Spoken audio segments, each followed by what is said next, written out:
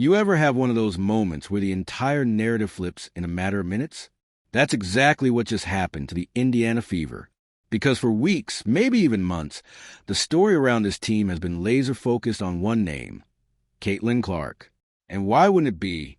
She's a rookie phenom, the media magnet, the jersey seller, the face of a movement. But then came Vegas. No Caitlin Clark. No spotlight. No big name to carry the momentum. And yet, the Indiana Fever walked in without their superstar and walked out with a win so gritty, so loud, so undeniable. It made one thing crystal clear. This team is for real.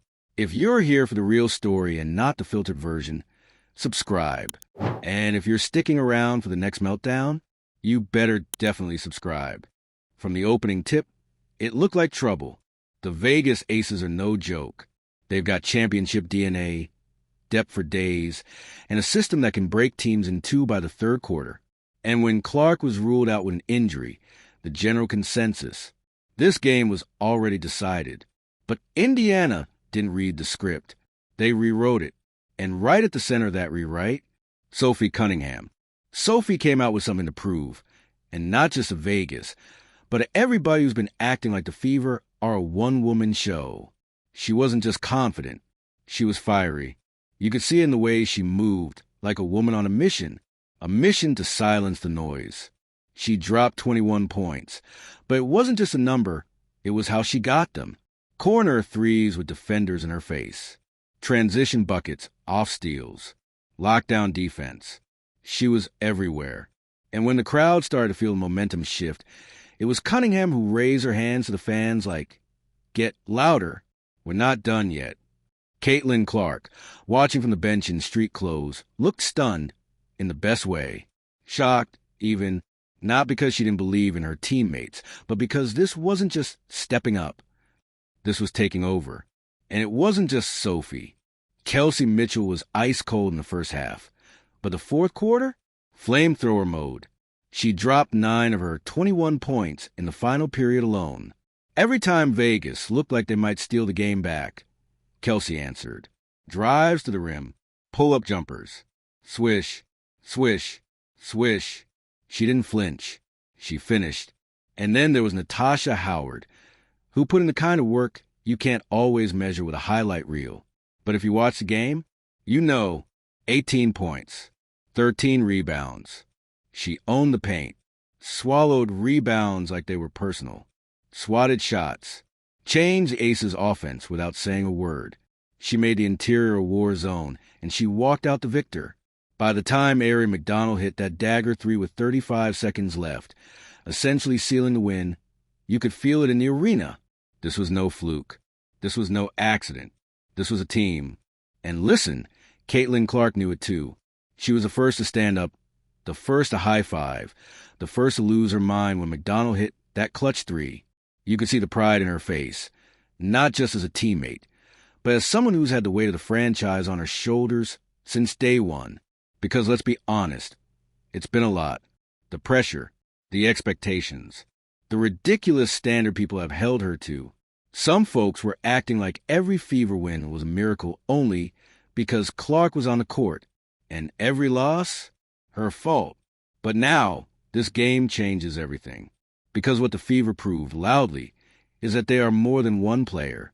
They've got shooters. They've got defenders. They've got heart. And more importantly, they've got chemistry. The kind that shows up when it matters most. The kind that doesn't shrink without their star. It rises. And Coach Stephanie White, she coached like a mastermind. Without Caitlin, most coaches would have tried to just get through it. Slow the game down. Limit possessions. But not White. She went faster. She leaned into chaos. She trusted her players to move the ball, to shoot with confidence, to play free. And they did. That's a coach who believes in her bench. And that trust, it showed. So when the buzzer sounded and the Fever had taken down the reigning champs, without their headliner, the building didn't just erupt. It shifted. The fans saw something different. The league saw something different. This wasn't just about Caitlin anymore. This was about the whole squad. And after the game, the post-game interview moment that made headlines didn't come from Clark or the coaching staff. It came from Sophie Cunningham, standing in front of reporters, still catching her breath. She didn't hold back. When asked how it felt to win without Caitlin, her response was calm but electric. We love Caitlin. She's our girl. But let's get one thing straight. We're all hoopers. This isn't a one-woman team. We've been in the lab. We've been growing. Tonight we showed that. Mic dropped. You could hear the clip in your head as soon as she said it. Not bitter. Not defensive. Just honest. And Caitlin, watching from the back of the press room, she was smiling. Because this is what a real team looks like. When your teammate shines, you clap the loudest. When you can't play, you cheer the hardest. And when someone else carries the torch for the night, you celebrate them. The outside world might try to pit players against each other, try to stir up a can they win without her narrative. But the Fever, they're locked in. And now, with the depth fully on display, every team in the league just got put on notice. They don't just have one star. They've got a squad. And look, this isn't about minimizing Caitlin Clark's importance. Far from it. She's still the game changer. Still the one opponents circle in red. Still the reason seats are filled and jerseys are flying off shelves. But now we can finally stop pretending that without her, Indiana falls apart. Because guess what? They just took down Vegas. And when Caitlin comes back healthy, she won't be returned to a desperate team. She'll be rejoining a complete one. That's the scariest part. The Fever are no longer waiting for one person to save them. They're building something where everyone contributes, everyone rises, and everyone has a moment. And that's championship energy. So let the skeptics eat their words. Let the headlines shift. Let the spotlight spread. Because the Indiana Fever aren't just Clark's team anymore. They're a problem. And everyone better start game planning accordingly. You don't always get these kinds of games in a regular season. The kind that stops time. That makes everyone, fans, media, the entire league, do a double take and ask, wait, who are these girls?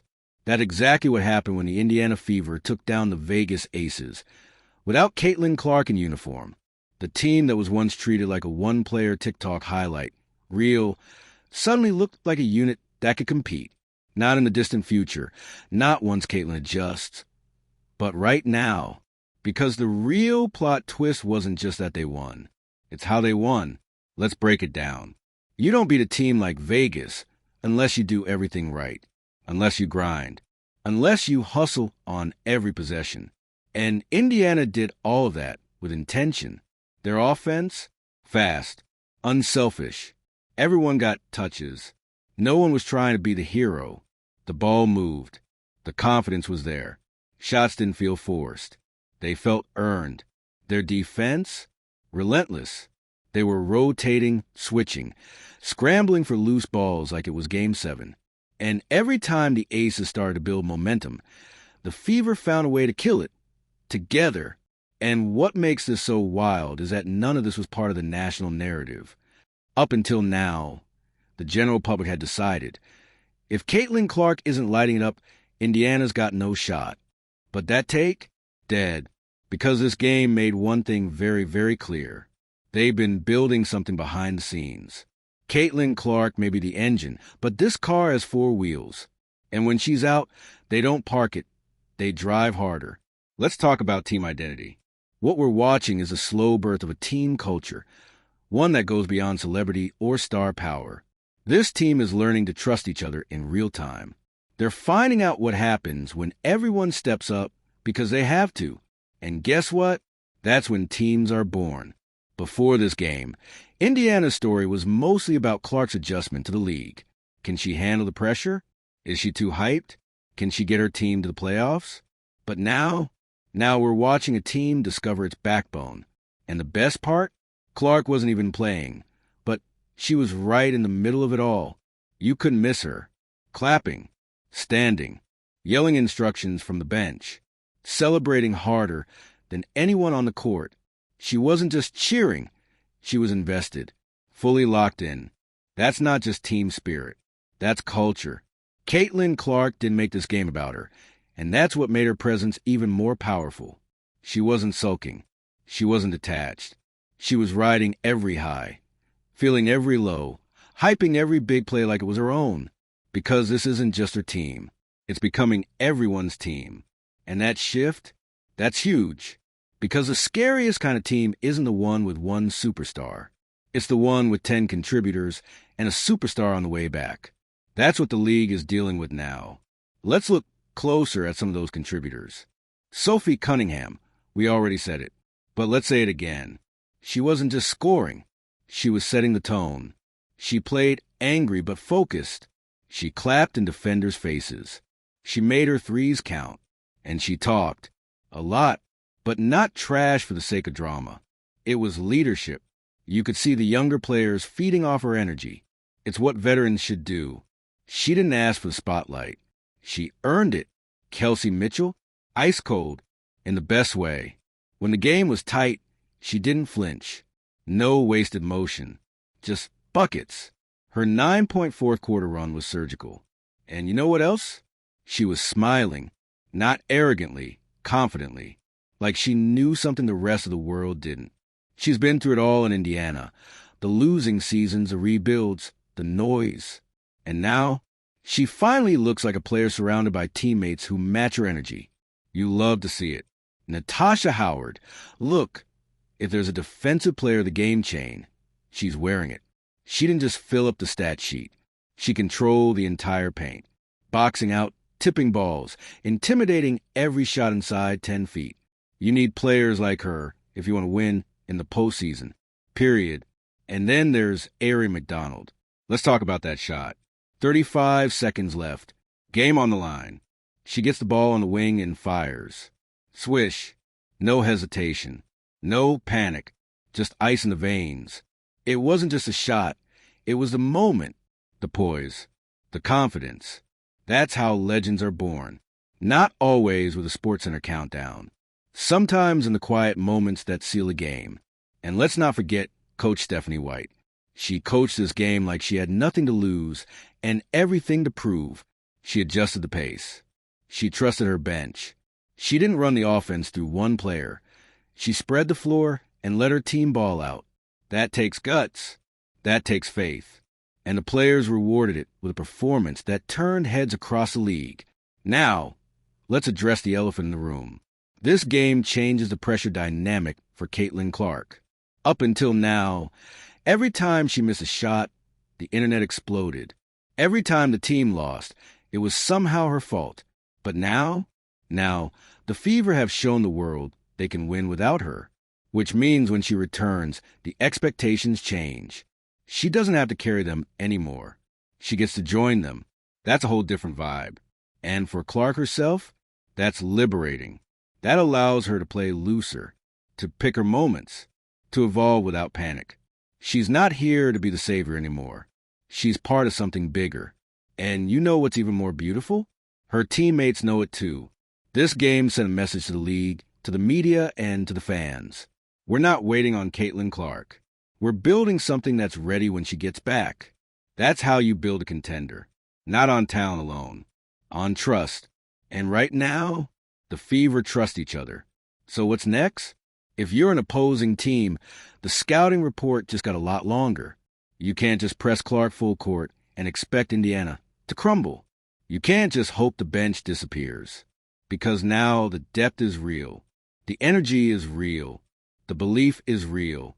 This team isn't a trending topic anymore. They're a problem. A team with chemistry, confidence, and a culture that's growing stronger every game. So, yeah, Caitlin Clark was shocked. Not because she doubted them, but because she saw exactly what she's coming back to. And when she steps back on that floor, it's not about saving anyone. It's about completing something already special. There's a certain kind of silence that follows a statement win. Not the absence of noise, but a pause. A moment when even the loudest doubters don't know what to say next. That was the mood around the league after the Indiana Fever beat the Las Vegas Aces without Caitlin Clark. Because, let's be honest, no one saw this coming. The script was already written. Clark's injury had knocked the wind out of Indiana's momentum. This was supposed to be the loss that reminded everyone that this is still a rebuilding team, that the Fever can only go as far as Caitlin takes them, that once she's off the floor, the whole system falls apart. Except that's not what happened. Instead, we got a team that played free, that played hungry, that played like they were done being called one-dimensional. Every player stepped into the light. And suddenly, it felt like we were watching Indiana Fever's real debut. Not just a Caitlin Clark show, but the unveiling of a team that had been quietly building its chemistry beneath all the noise. This wasn't a fluke. It was a reveal. Because here's what nobody wanted to admit until now. Clark's presence had been both a blessing and a distraction. Not by her own doing, but by the sheer gravitational force of her fame. Every media question, every pregame headline, every shot of the bench, it was always Clark, Clark, Clark. And for good reason. She's the most impactful rookie women's basketball has seen in years. But all that attention, it made the rest of the team feel invisible. Not anymore. Now the spotlight is wider. Now, names like Sophie Cunningham, Kelsey Mitchell, Ari McDonald, Natasha Howard, they're not just filler on a stat sheet. They're part of the identity. And that's what made this one so important. Because this wasn't just about beating the aces. It was about reclaiming control of their own story. Let's break it down. From the first quarter, the Fever looked energized. No one was waiting for a hero. Everyone was engaged. Screens were crisp. Rotations were tight. The ball wasn't stuck in anyone's hands. It was moving, flowing like water. That kind of rhythm, you don't fake that. That's built through trust. And for once, you could see that trust playing out on both ends of the floor. Sophie Cunningham didn't hesitate. The moment she caught fire, the team fed her. When she started jawing with Aya Wilson, nobody pulled her back. The Fever wanted that fire. They needed it, and Sophie gave it to them. This wasn't the same Cunningham we saw earlier in the season. This was a player reborn in real time, confident, unapologetic, willing to take the heat and deliver. And then there was Kelsey Mitchell. Let's talk about her poise. It would have been easy for her to try to take over too early, but she didn't force it. She waited. She picked her spots. And in the fourth quarter, when the game was up for grabs, she said, "I got it." Back-to-back buckets. A spin move into the lane. A floater that hung in the air just long enough to break Vegas's momentum. These weren't lucky shots. These were clutch shots. She's been through the dark seasons. She's been the lone bright spot when this team was still finding its identity. And now, she's part of something bigger. She doesn't have to carry the load alone anymore, but when it's time, she can. And can we please take a moment for Natasha Howard? Because she was the grown-up in the room. When things got chippy, when the pace sped up, when Vegas tried to push the Fever into chaos, Howard held the line. Her rebounding was violent. Her presence in the paint altered every shot. When the Aces ran pick and rolls, they thought twice before entering her zone.